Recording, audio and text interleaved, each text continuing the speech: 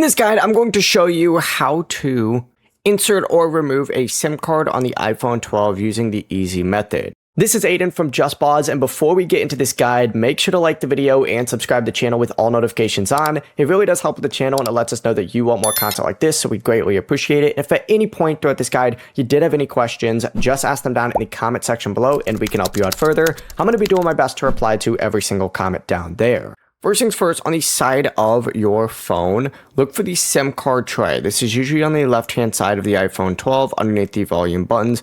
And you need to either take a SIM eject tool, which obviously not a lot of people have, so you can use a small straightened paper clip instead, and just insert the end of it into the tiny hole next to the SIM tray.